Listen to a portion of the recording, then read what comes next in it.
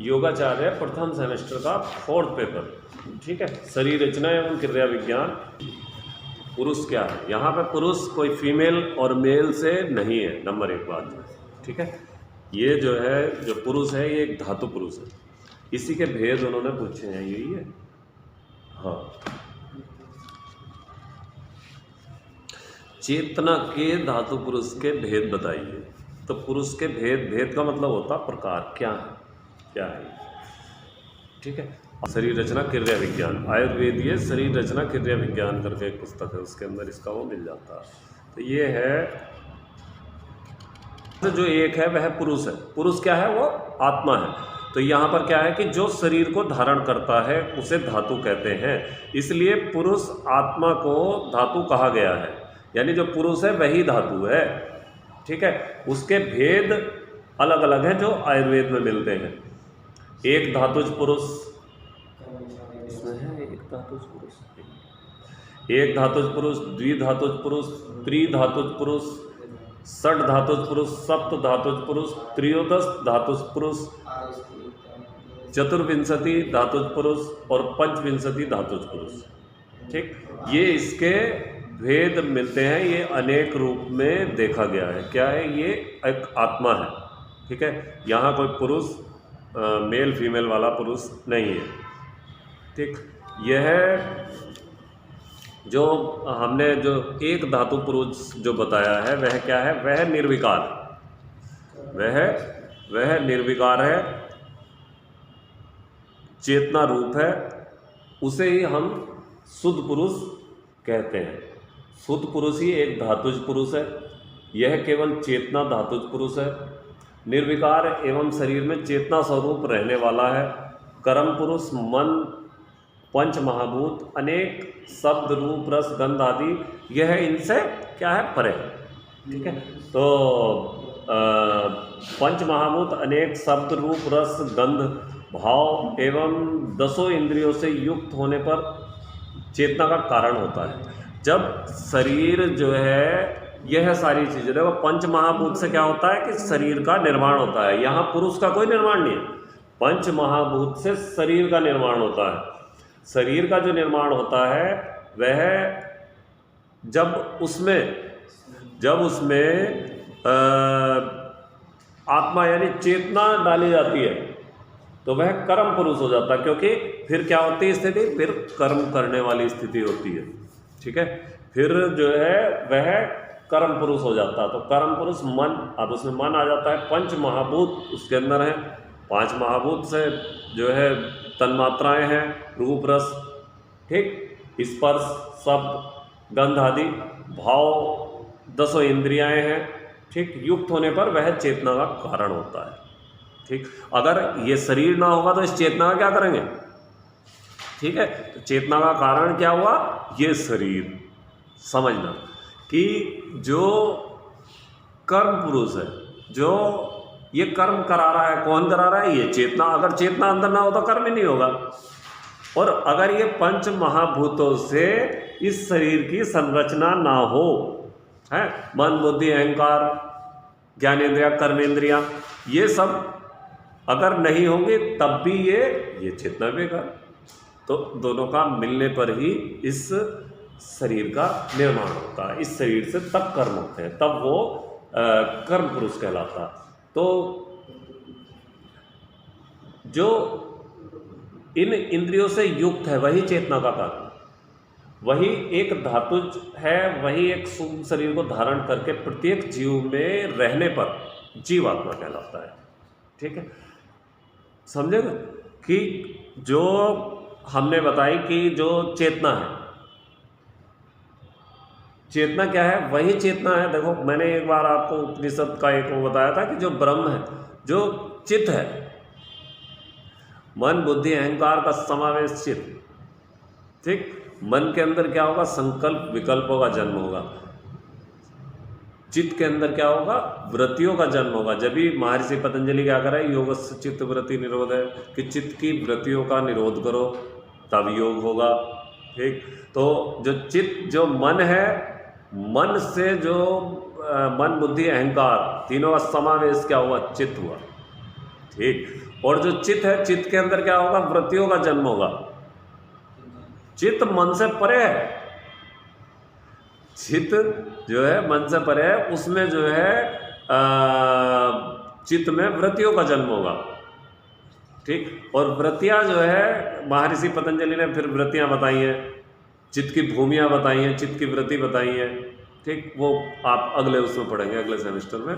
तो वही जो चित्त है वही चेतना है, जो चेतना है वही ब्रह्म है। तो यहाँ पर क्या कहा जा रहा कि प्रत्येक शरीर को धारण करने वाला, प्रत्येक जीव में रहने वाला यह सूक्ष्म शरीर को धारण करके प्रत्येक जीव में रहने वाला जीवात्मा कहलाता है। तो ये कौन कहलाता है? एक धातुज पुरुष। ठीक है, कैसे बना? पंच महाभूतों से निर्मित है। पंच महाभूतों में मिल जाता, जब जला दिया जाता तब क्या होता? तब उस स्थिति में भी तो यही हो रहा है ना। क्यों? जब उसे जला दिया तब क्या हुआ? अग्नि से जल गया, जल में मिल गया। ठीक, और कुछ ना तो हड्डियां भी बहा दी जाती हैं, जल में ही तो बहाई जा रही हैं। ठीक, उसकी जो भाप बनी आकाश में उड़ गई, मिट्टी में मिल गया, पृथ्वी में। तो जल, अग्नि, वायु, पृथ्वी, आकाश, पंच तत्वों में विलीन हो गया ये शरीर। यही वो शरीर है। ठीक, इस शरीर में ये चेतना आती है। ये चेतना जो आती है यही चेतन पुरुष है। ठीक, एक धातुज पुरुष को सर्वश्रेष्ठ माना गया। ठीक है, तो शुद्ध जो है पुरुष ही एक धातुज पुरुष है। यह शुद्ध निर्विकार जो चेतना है यही एक धातुज पुरुष है। यही सब शरीरों में अपना स्थान ग्रहण करता है, तब उससे यह कर्म कराता है। तो ये हो गया हमारा नंबर 1। अब आपके जो कोर्स में है उस पर चलते हैं हम। षट धातुज पुरुष, पंच, ये संस्कृत की गिनती है। ठीक है, षट का मतलब 6। अब ये 6 कैसे हुआ भाई? इन्होंने लिखा षट धातुज पुरुष, तो 6 धातु कहाँ से हो गई? ये तो 5 बताई थी, पंच महाभूत बताया, छठी कौन सी हो गई? अब सुनो, आकाश, वायु, अग्नि, जल, पृथ्वी, ये क्या हो गए? पंच महाभूत। और इसमें जो चेतना जली पुरुष जो मिला तो ये 6 हो गई। तो ये हो गया षट धातुज पुरुष। आसान सा है, ज़्यादा भारी नहीं। षट का मतलब 6। ठीक है, लेकिन यहाँ पे हमारा जो शरीर तैयार हो रहा था वो तो पंच धातु से तैयार हो रहा था, पंच महाभूत थे। तो पंच महाभूत कौन कौन से थे? जल, अग्नि, वायु, पृथ्वी, आकाश। ठीक है, अब इसमें एक पुरुष जोड़ दिया गया है जो चेतना है, तो तब जाकर ये षट धातुज पुरुष हो गया। ठीक, चेतना जुड़ने पे ये है, इसके इन 6 के संयोग से निर्मित होने के कारण इसे षट धातुज पुरुष कहते हैं। मन, बुद्धि, अहंकार, आकाश, वायु, जल, अग्नि, पृथ्वी, तन मात्राएं, इस प्रकार सभी मिलाकर, मतलब टोटल कुल मिलाकर जो महर्षि चरक ने भी कहा कि 24 तत्व हुए हैं। जो 24 तत्व हुए हैं तो उसे चतुर्विंशति पुरुष इन्होंने यहाँ पर कहा है।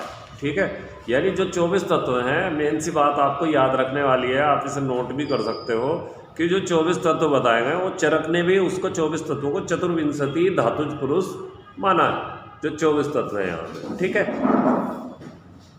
25 उसमें एक आकार, उसमें एक चेतना मिला दी गई है तो पंचविंशति हो जाएगा। तत्वों की कल्पना पंचविंशति धातुज पुरुष। तत्वों की कल्पना एवं गणना में विद्वानों की सम्मतियां भिन्न हैं। अतः कहीं पर 24 तत्व माने गए हैं तो कहीं पर 25 तत्व माने गए हैं। आयुर्वेद में चरक ने 24 तत्वों को मानते हैं, किंतु सुश्रुत सांख्य सम्मत 25 तत्वों को स्वीकार करते हैं। मतलब जो चतुर्विंशति पुरुष है वह क्या है? वह महर्षि चरक ने जो सांख्य के 24 तत्व हैं उनको माना, तो चतुर्विंशति हो गया, ये गिनती है।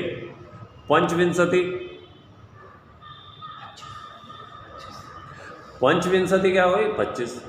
चतुर्विंशति यानी 24 और पंचविंशति 25। तो चतुर्विंशति को माना है महर्षि चरक ने, तो 24 तत्व हो गए। ठीक, इन चीज़ों को आप थोड़ा नोट कर लेना। 24 तत्व की वजह से उसे चतुर्विंशति पुरुष कहा गया है, क्योंकि महर्षि चरक क्या मान रहे हैं, 24 तत्वों को मान रहे हैं। और महर्षि सुश्रुत जो है वह क्या मान रहे हैं, वह 25 तत्वों को, जो सांख्य ने 25 तत्व बताए थे, तो उन्होंने भी उसमें सम्मति अपनी व्यक्त की। तो सुश्रुत भी आयुर्वेद के ऋषि हैं, तो उन्होंने जो है 25 तत्वों को स्वीकार किया है, तो इसलिए पंचविंशति धातुज पुरुष कहा है। ठीक, तो पंचविंशति धातुज पुरुष क्या हो गया, जहाँ 25 तत्वों की गणना सुश्रुत ऋषि ने की है। ठीक, तो उन्होंने उनके हो गए 25 तत्व। ठीक है, 60 धातु था, 6 मिल गए थे, पंचमहाभूत थे 5 उसमें आकाश, वायु, अग्नि, जल, पृथ्वी, पंच महाभूत थे, प्लस चेतना जोड़ने पे 60 धातुज पुरुष हो गया था। ठीक है, महर्षि चरक ने उसे 60 धातुज पुरुष माना था।